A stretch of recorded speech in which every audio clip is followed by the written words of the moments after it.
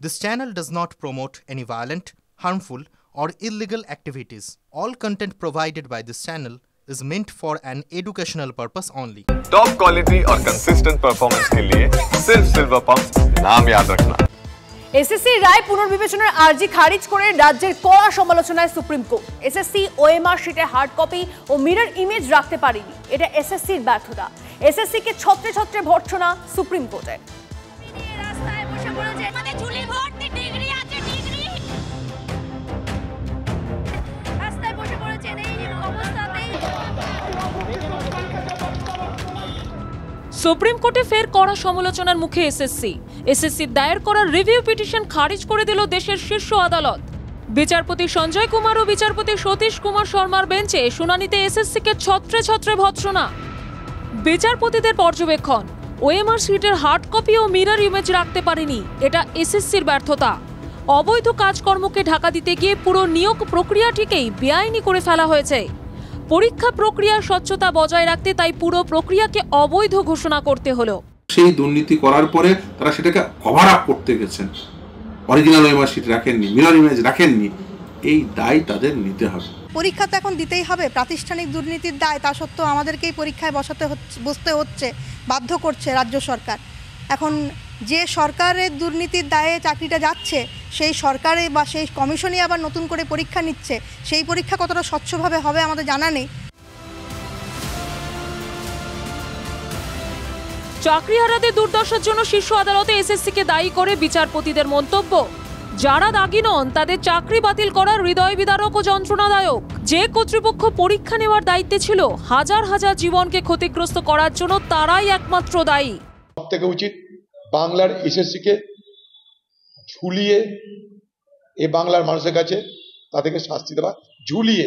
সরকার একেবারেই সিনসিয়ার ছিল না এবং সেই জন্য এই ঘটনা ঘটেছে। অনেক খুঁটিনাটি বিষয় দেখার রয়েছে, মানবিকভাবেই এই জটটা খোলার চেষ্টা হয়েছে, কিন্তু তারপর যেহেতু হাইকোর্ট এই সুপ্রিম কোর্টের রায় রয়েছে এই বিষয়ে, আমি এখান থেকে রাজনৈতিক মঞ্চ থেকে এই মুহূর্তে কোনো বক্তব্য রাখি। আন্দোলনেই থাকতে চাইছে চাকরিহারাদের এক পক্ষ, অন্য পক্ষ অবশ্য হতাশাগ্রস্ত। আইনি পথ আর আছে কিনা তা দেখতে আইনি পরামর্শই ভরসা। সে জায়গা থেকেই নতুন করে আন্দোলনের প্রস্তুতি চাকরিহারাদের একাংশের, অন্য অংশ অবশ্য আইনি পরামর্শের দিকে যাচ্ছেন। অনেকে এবার পরীক্ষাও দিতে চাইছেন, আর 20 দিনও বাকি নেই পরীক্ষায়। পড়াশোনাটা হবে কখন, তাই তারা দাবি করছেন পরীক্ষার ডেট পিছানোর। আমরা এখনো যেটুকু সময় আছে, আমরা কোর্টের লড়াই আমরা চেষ্টা করব এবং স্কুল সার্ভিস কমিশনে ফের আমরা অভিযান করব। আমরা করতে কি পারি, এর পরের প্রসেস হচ্ছে কিউরেটিভ, আমরা কিউরেটিভেও যাব। প্রিপারেশন নেই, কিন্তু আমাদের উপর জোর করে পরীক্ষায় চাপিয়ে দিতে হচ্ছে, চাপিয়ে দিচ্ছে। আমরা জানি না এর পরিণতি কি হবে।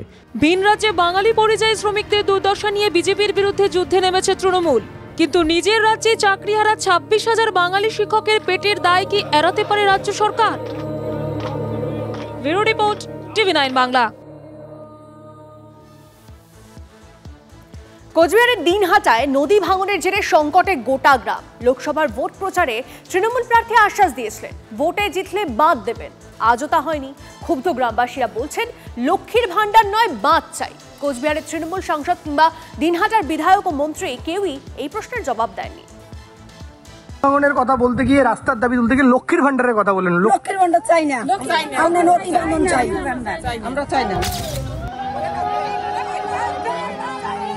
লক্ষ্মীর ভাণ্ডার চাই না, চাই নদীর বাঁধ, এই দাবি উঠল উত্তরবঙ্গ উন্নয়ন মন্ত্রীর খাসতালুক দিনহাটায়। লক্ষ্মীর ভাণ্ডার বাড়ি সব ভাসি যাচ্ছে, আমাদের থাকবে না। আমরা সাধারণ লোক জমি কিনে পাবো কি, বাচ্চা কাচ্চা নিয়ে কই যাবো? তা আমার মনের মধ্যে ক্ষোভ থাকবে না। আমাদের দরকার নাই লক্ষ্মীর ভাণ্ডার, আমার লক্ষ্মীর ভাণ্ডার চাই না। মানে সবাই কি একই কথা বলছে? দিনহাটা 1 নম্বর ব্লকের দারিকামারি গ্রামের বুক চিরে বয়ে গেছে বুড়া ধওলা নদী। ভাঙনের সমস্যা প্রবল, চাষের জমি বসতবাড়ি হারিয়েছেন অনেকেই। গ্রামে ঢোকার একমাত্র পথও প্রায় নিশ্চিহ্ন। বুড়া ধওলার গাছে এই গ্রামের ভবিষ্যৎ।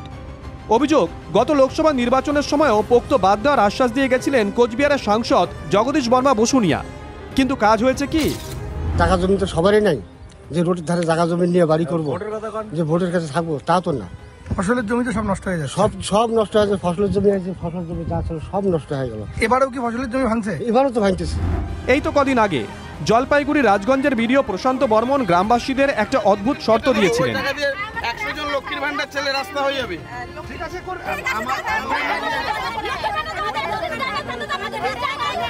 লক্ষ্মীর ভান্ডারের টাকা ছেড়ে দিন, রাস্তা হয়ে যাবে বলেছিলেন রাজগঞ্জের বিডিও।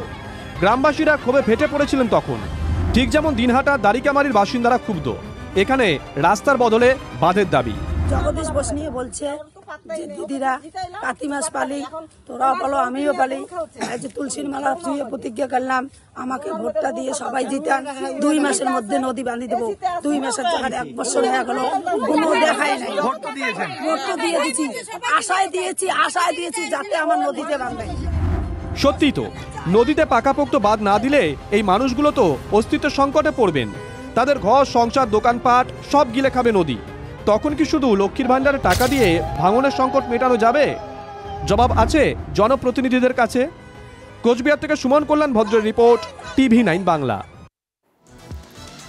এদিকে বাদুড়িয়ায় সরকারি প্রকল্প যেন লক্ষ্মী ছাড়া, উদরপিণ্ডি বোদরগাড়ে 46 মাস ধরে গ্রাহকের লক্ষ্মীর ভান্ডারের টাকা ঢুকেছে অন্য এক পুরুষের অ্যাকাউন্টে। বিডিও অফিসে বারবার অভিযোগ জানিয়েও কোনো কাজ হয়নি। গত জুনে মারা গেছেন সেই গ্রাহক, কিন্তু লক্ষ্মীর ভান্ডারের টাকা দিব্যি জমা হচ্ছে অন্যের খাতায়। বেঁচে থাকতে লক্ষ্মীর ভান্ডার পাননি, মৃত্যুর পরেও লক্ষ্মীর ভাতা বন্ধ হয়নি। যিনি ভাতা পাচ্ছিলেন আজও তিনিই পাচ্ছেন। রাজ্য সরকার যখন পাড়ায় পাড়ায় পৌঁছে সমস্যা সমাধানের প্রতিশ্রুতি দিচ্ছে, তখন উত্তর 24 পরগনার বাদুড়িয়ার গন্ধর্বপুরে এই অভিযোগ সামনে এসেছে। বিথিকা দাস নামে এক মহিলার লক্ষ্মীর ভান্ডারের টাকা গত 46 মাস ধরে ঢুকছে দেবাশিস বাচার নামে এক ব্যক্তির অ্যাকাউন্টে। এমনটাও সম্ভব। আমার ওয়াইফের একটা নাম্বারের একটু অসুবিধা হওয়ার জন্য ওই একটা বেটা ছেলে দেবাশিস বাচার ওনার নামে অ্যাকাউন্টে টাকাটা ঢুকছে।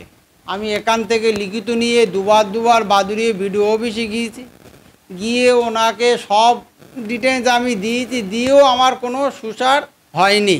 বিথিকা দাস আমার বৌমা, কিন্তু বৌমা বারবারই বলতো আমি করেছি, আমার পয়সা দিচ্ছে অন্য লোককে। এখন তো উনি বেশি নেই, উনি জীবিত থাকতে কোনোদিন একটা পয়সা পায়নি। গত জুনে মারা গেছেন বিথিকা দাস। তার লক্ষ্মীর ভান্ডারের টাকা এখনো দেবাশিস বাচারের অ্যাকাউন্টে ঢুকছে, তিনি তা তুলেও নিচ্ছেন। আমি বলছি যে আপনাদের অ্যাকাউন্ট আপনারা ঠিক করুন, আমার ও টাকার দরকার নেই। ওরা আজ 1 বছরের উপরে অ্যাকাউন্ট ঠিক করতে পারলো না।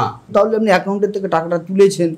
তুলে ওদেরকে দিয়েছি তো আমি, কিন্তু ওরা তো বলছে টাকা পায়নি। ওনার মৃত্যুর পরে টাকা ঢুকেছে, সেই টাকাও আপনি তুলেছেন।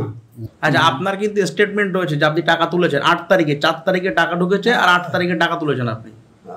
ওই 2000 টাকা তুলে সরকারের যে টাকাটা আছে সেগুলোকে আপনি রিটার্ন দেবেন? ওনাদের কাছে আমি তো বলছি ফাল্গুন মাসে দিয়ে দেবো, ফাল্গুন মাসে। পরিজনরা বলছেন বেঁচে থাকতে থাকতে বিডিও অফিসে 2 বার অভিযোগ জানিয়েছিলেন বিথিকা। জানা গেছিল ব্যাংক অ্যাকাউন্টের নম্বর বিভ্রাটের কারণেই এই সমস্যা, কিন্তু 46 মাসেও এর সমাধান হলো না। আমি প্রথম শুনলাম, দেখতে কি আছে, পদক্ষেপ নেবেন নিশ্চয়ই। এক মহিলা লক্ষ্মীর ভান্ডারের সুবিধা থেকে বঞ্চিতই শুধু নয়, সেই টাকা অন্যের অ্যাকাউন্টে ঢুকছে। আর সবটা জেনেও বিডিও অফিস কেন ব্যবস্থা নিল না? 46 মাসেও সময় হলো না? ভারতীয় প্রাচীন সমাজে প্রচলিত নিয়মের ব্যতিক্রম ঘটত কেবল গান্ধর্ব মতে। গন্ধর্বপুরের নামেই কি তবে লুকিয়ে সরকারি ভাতার এমন ভ্রান্তিবিলাসের রহস্য? উত্তর 24 পরগনা থেকে দীপঙ্কর দাসের রিপোর্ট, TV9 বাংলা।